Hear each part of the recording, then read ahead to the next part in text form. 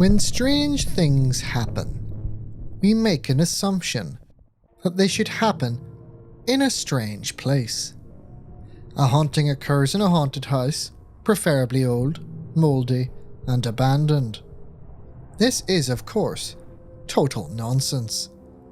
Unusual occurrences can and do happen in any setting or context, regardless of our expectations or our feelings.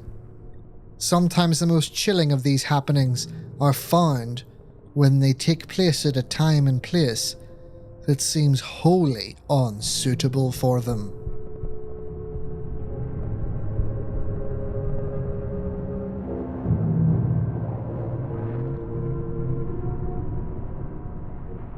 A gentle reminder to the family and friends of the deceased who have come to witness these proceedings. The presentation of the evidence relating to the death is about to begin. This may be distressing to some, so if at any time you need to leave the courtroom, please feel free to do so, the judge announced. "Thank you, Your Worship," said the official. "Before the demonstration of the evidence commences, a preamble on the context. When alive, the deceased Mikhaela Rodgers made a living as a social media influencer. Her primary platform was Instagram, where she produced short videos known as Reels, relating to beauty, makeup, jewellery, and fashion. Miss Rodgers was primarily known to the world through her social media handle, Mikhaela Sparkles XOXO. The bulk of the evidence to be presented will be clips taken from her Instagram feed.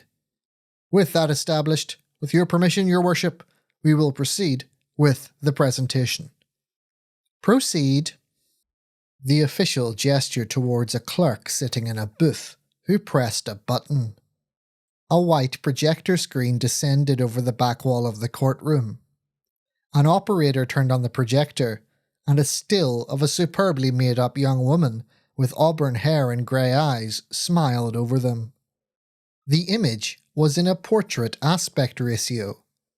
In pink cursive with stars around it read, "Sparkle Time," which was displayed at the bottom right-hand corner of the screen. Miss Rodgers' Instagram post, uploaded February 2nd, 2023. The video played. Mikhaela was stood outside a building with foreign language letters on its entrance. "Hey Sparkle fam, it's Mikhaela, and we have a very special treat today. I've been invited to the Netherlands by Heartstrings Diamond Co. to see how they make their world-class diamond jewellery."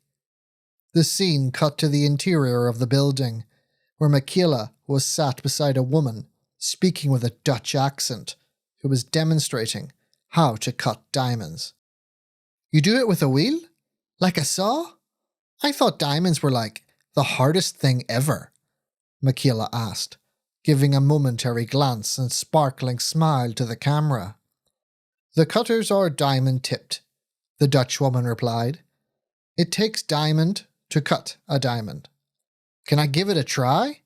Mikhaela asked, in a manner which was clearly pre-planned. "Of course." The Dutch woman then showed Mikhaela how to operate the cutting mechanism, and then she stood back and let her have a go. Mikhaela leant over the wheel and with the tool she had been given, attempted to make a cut. "It's so small," Mikhaela said almost to herself as she was concentrating. "Hold it steady," the Dutch woman added. A slight grinding sound played on the audio as the diamond touched the wheel, and Mikhaela let out a smile. A second or so later, she started jerking her head. She looked somehow uncomfortable. Then she took her foot off the wheel pedal and beat at the bun in which she had tied her hair. "Are you all right?" the Dutch woman asked. Yeah, it's nothing," Mikhaela said, flashing another smile at the camera. "I'm just a little nervous." She bent back over the wheel and resumed the cut. A few moments into the video, the bun on her head appeared to subtly twitch. The mumbling from the courtroom suggested that some had noticed, but others did not. It appeared like Mikhaela was now trying to ignore the irritation and not interrupt the shot again when the bun suddenly became undone. The hair splayed out in a fan-like motion, and then, as if blown by a strong wind, came around the front of her head and dangled over the cutting wheel. The strands of hair instantly caught up in the spinning mechanism. A sound like tearing carpet played over the courtroom speakers, followed by an ear-splitting scream. The video became a chaos of people appearing in frame, and then the camera was knocked over by someone surging forward to help. The cacophony of concerned voices and intermittent screaming continued for what felt like hours, but it was more like 4 seconds. When it calmed down, the toppled camera showed Mikhaela in a sideways profile, her head a wild mane of auburn. She was breathing heavily and holding a wispy clump of her own severed hair in her hand. "Close call," she said, her eyes wide and her voice hollow. The video stopped playing, and the courtroom was abuzz with anxious chattering, shaking heads, and confused glances.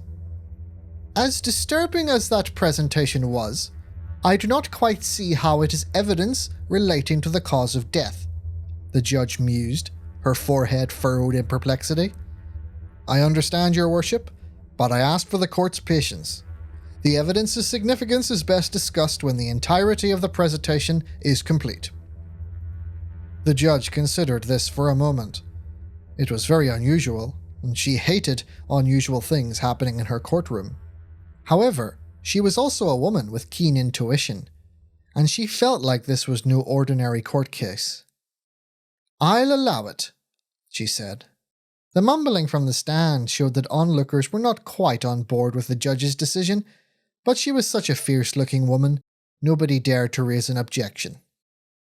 The official then called for the second video to be played. The screen appeared in the same format. This time Mikhaela was stood in the center of a semicircle of girls, all wearing the same uniform. "Hey, Sparkle fam! I'm so lucky to be here today in Phuket's Institute for Health and Beauty, where I'll be learning a few cosmetics tricks from some of Thailand's most promising future makeup artists." Mikhaela stooped to sit in a chair with the girls. However, when she put her weight on the chair, a loud cracking sound was heard, and she jumped up. "Old chair, sorry," one girl said, the rest falling about in a fit of giggles. "Who said beauty wasn't dangerous?" Mikhaela said to the camera. The scene then flashed a comedic "be right back" sign for a few seconds. When it resumed, she was sat down and was engaging with the student's makeup tutorial. "You give a flick of the wrist like this to get the perfect edge," one of the students said, demonstrating a technique for painting around the eyes. "Bring your head around a bit more so it doesn't smudge," she was instructed. Mikhaela obeyed and rotated her head around, giving a relief view of the side of her face and neck. For the next few moments, she and the student would go back and forth talking about the techniques and materials used. As this was playing out, a few observant spectators in the courtroom started to mumble and point up at the screen. The judge heard phrases like, "Is there something red in her neck?" drift up from the crowd. It became so raucous that the judge had to call for order so she could hear the video's dialogue over them. However, Mikhaela herself seemed to be noticing something amiss, as she would absent-mindedly lift one of her hands to rub her neck as if she was experiencing some sort of discomfort. When she lowered her hand from one of these movements, there was no longer any doubt. Something red and jagged had appeared on the skin. "Pause and zoom in," the official said. The video stopped, and the screen zeroed in on Mikhaela's neck. The image showed 3 raw red scratches, which looked like they had been made with human fingernails. "Rewind," the official called. The images jumped back to before Mikhaela had raised her hand to her neck, and there was an ill-defined redness there. "Fast forward," the official called. The video moved to Mikhaela lowering her hand after 2 seconds, and revealed was the 3 well-defined scratches. The judge pursed her lips.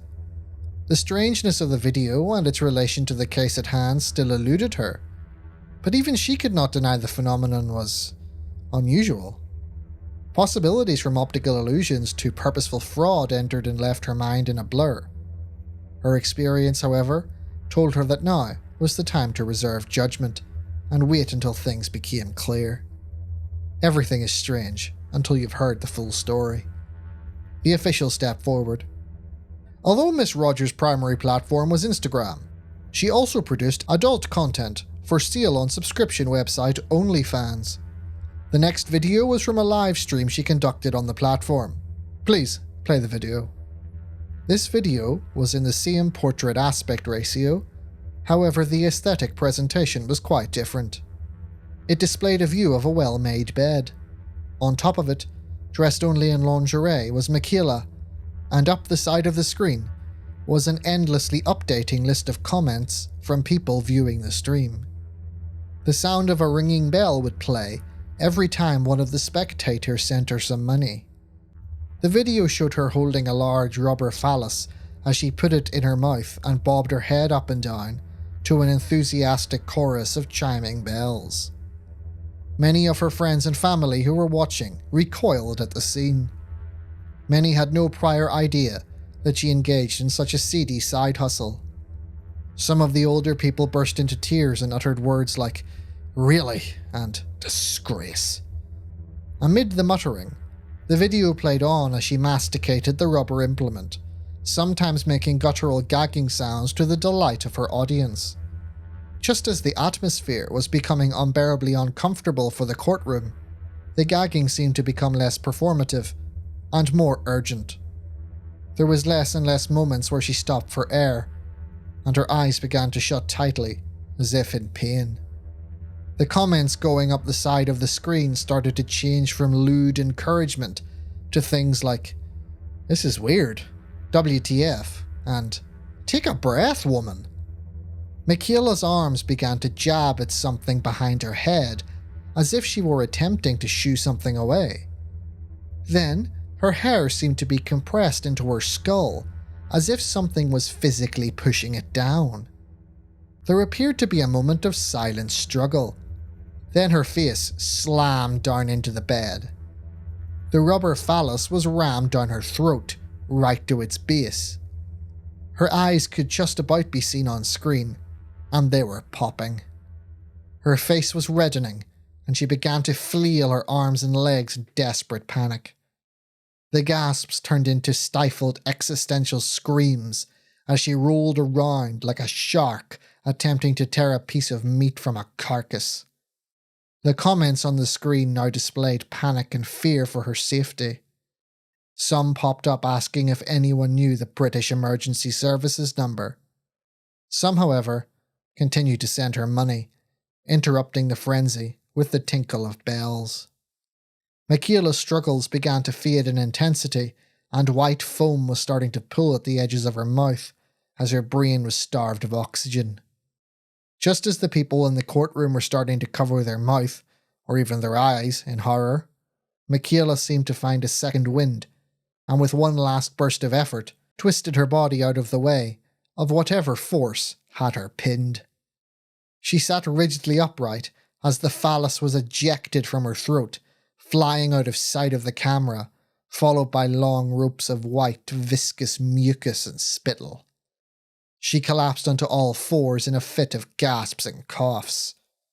Her entire body was shaking, and each breath seemed to be like sandpaper tearing through her chest.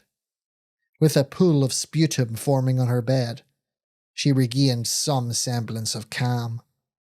Endless comments of "You okay?" and "OMG" flashed up on screen, along with a few more tips. Her breathing calmed as she made a brave attempt at collecting herself. Then she vomited all over the bed. "Stop the video," the official called. He allowed a full 5 minutes for the courtroom to recover from what they had seen before he continued. The judge was silent and rigid as Stonehenge.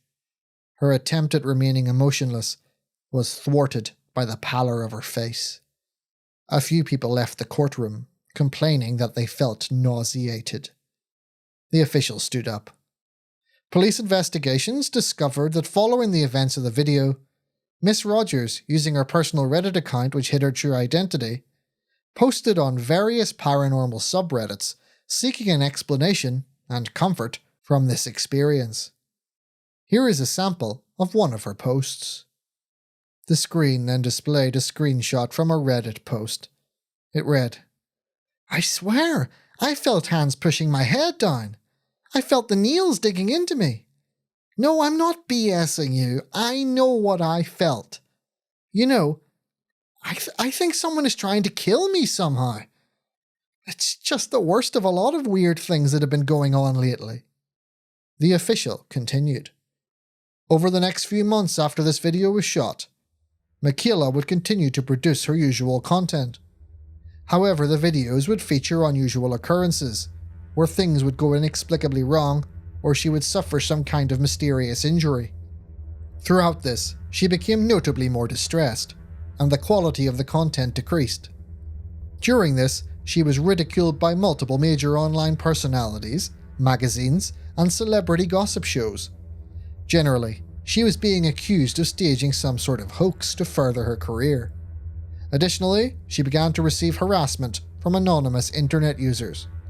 Play the next video. The next scene was an Instagram live stream. Mikhaela was sat at her desk, strikingly, with no makeup on. Her hair was untidy, and she was wearing a stained purple hoodie. "Hey, Sparkle fam," she said, her voice hoarse, her eyes bloodshot. "Sorry I haven't been myself lately. I've been feeling a little under the weather. I just thought I'd drop in and let you know that I'm still around and I'm just focusing on getting better." She paused, seeming to lose her train of thought for a moment. Then she twisted around in her chair and seemed to react to something behind her. After glancing around nervously, she returned to the video.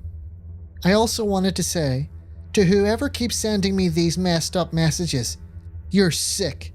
To whoever Sparkle Doom 95 is, it's not okay to send stuff like that to people. Listen to this. They wrote to me on Discord. Beauty's only skin deep, Miss Sparkles. It ages and fades away into wrinkles and decay. But I know what you're really like. You're a decomposing corpse who sprays the air with perfume so nobody picks up on the smell. I think you need a bit of a reminder about what life is really about, so I sent you a little help. A friend of mine who will show up every now and again to teach you a well-needed lesson. I'm sure you'll find him a welcome addition to your Sparkle fam." Mikhaela's composure seemed to give out when reading the last line, and she began to tear up. She cut the stream without saying goodbye to her fans, leaving forums and YouTube videos gossiping and speculating for weeks afterwards. Next, the official called, and another video began to play. This was another Instagram live show, but it was significantly poorer quality than normal. Mikhaela, instead of using her professional equipment, was using her camera phone, and she appeared to be in her pajamas. From the streaks on her face, she had been crying. "What the hell is wrong with you?" she gasped into the camera. She was walking through her house. "Why would you do this to me?" she questioned. The live comments were coming up with endless question marks from confused fans. Then Mikhaela turned the camera to a portion of the kitchen wall, which should have been blank. Instead, there was a rough drawing of her Instagram logo, which was the word Sparkle, with each letter being made up of smaller pictures of makeup paraphernalia. The rough mural appeared to have been drawn using Mikhaela's actual makeup supplies, whose canisters were strewn all over the kitchen floor. "You broke into my house!" Mikhaela cried, her face coming back on screen. "And then you send me this!" She read out another message from Sparkle Doom 95. "My friend is good at art. He drew a picture for you to bring some real beauty into your life." "Stop the video," the official called. After this incident, Miss Rodgers called the local police department. Officers attending the scene inspected the house for signs of intrusion and found none. In their report, they were forced to conclude that Mikhaela had made the drawing herself. The media came to the same conclusion, and the hashtag #SparkleHoax was the top trend on all major social media platforms for the following 3 weeks. Police investigations have shown that this negative publicity caused a significant decline in her mental health, and may be a factor in this inquest. The spectators erupted in angry protest. Many of them blamed social media on driving Mikhaela to do what she did, and many wanted to see those who accused her of fraud prosecuted. Some were shouting out that the justice system was failing in its duties, and the court was partially responsible for the death by not holding her critics to account. The judge, however, was not going to accept disorder in her courtroom, so she banged the gavel and insisted that proper decorum be upheld, or you could leave. I understand this is a painful process, and the circumstances are as peculiar as they are horrifying, but I must insist that the presentation of the evidence be completed without interruption, the judge declared, giving the official the nod. Next video, he called. The screen displayed a dark view, with Mikhaela's face lit up by the light of her phone screen. It appeared to be in the middle of the night, and not many of her fans were awake to join the stream, but a trickle started to come through. "Hey, Sparkle fam," she said in a scared whisper. "I know it's a bit weird, but I'm going to have to make do making content for you guys like this." She sniffed. "Because I can't go out. If I leave this bed, something scratches me, throws something at me, or tries to shove me down the stairs. If I go downstairs, I'll find something vandalized or broken. If I leave the house, people call me a liar, yell abuse at me across the street, along with being attacked by the thing. I don't even look at the comments or DMs anymore because everyone's either tearing into me, or it's that psycho who keeps sending me creepy messages and never seems to get caught. I did look today, though. I checked my inbox and he pops up, wouldn't you know? 'Hey, Sparkle Fraud,' she read out. 'My friend has been with you for a while, and he's a patient guy. But so far he hasn't been able to teach you how not to be such an ugly person. In fact, he thinks you're the single most hideous thing to have ever been born. He said that he wouldn't be surprised if the womb that formed you was possessed by demons. That's ironic coming from him. He's not one to give up easily, but he truly thinks that you're too far gone. You're too ugly for this world. So he's taken the difficult decision to remove your ugly pimple from the face of the earth. I'm sorry we weren't able to cure you, but this is the next best thing. And when it's over, we'll all breathe a sigh of relief. Stay sparkly. For the last time. Does nobody care this freak is threatening to kill me? Or do you think I'm lying about that too? Even my mum thinks I'm making it up." Mikhaela, in a fit of frustration, threw the phone away from her. It clattered against the edge of the bed and landed facing outwards towards her darkened room. It made the picture look sideways to the courtroom as the phone landed in landscape orientation. In the frame you could only make out the lower part of her legs and the black beyond.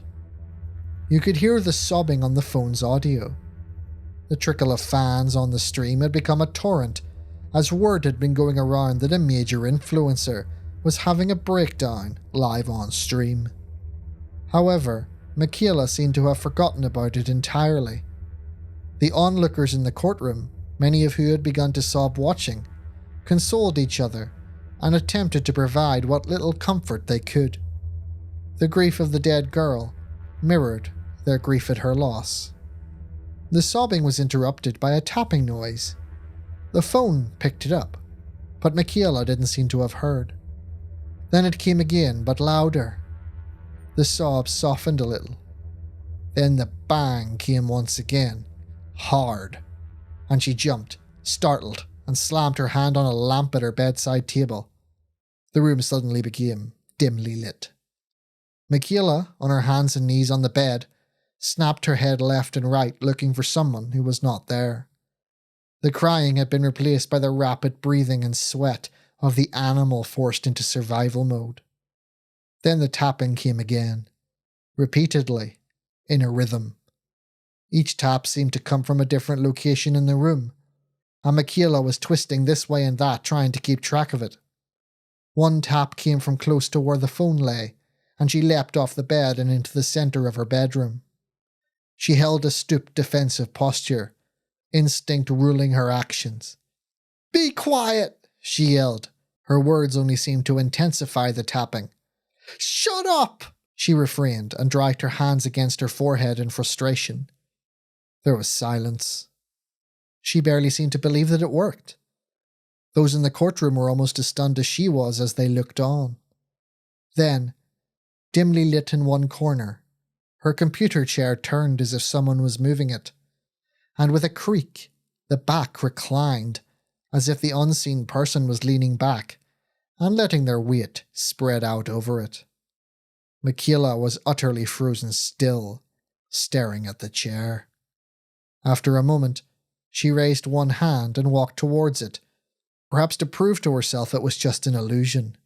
As she got closer, the upper half of her body was cut out of the phone camera's frame, leaving only her legs and the base of her torso visible in the dim illumination. Then her hand came into sight. Shaking, it descended towards the space between the arms of the chair. Over a painfully tense number of seconds, it got closer and closer. The sounds of Mikhaela's terrified shivers and snuffles became audible on the phone's sound. Her hand was then mere millimeters from its destination. Then it happened. With the shriek that was muffled a mere instant after it was uttered, Mikhaela shot thoroughly upright. All that was visible were her legs, and it looked as if she was standing on her tiptoes. A narrow band of skin was visible, suggesting her nightshirt had been pulled upwards. She began to stumble around on her toes in a peculiar manner. It was almost as if she was being dragged from somewhere above her.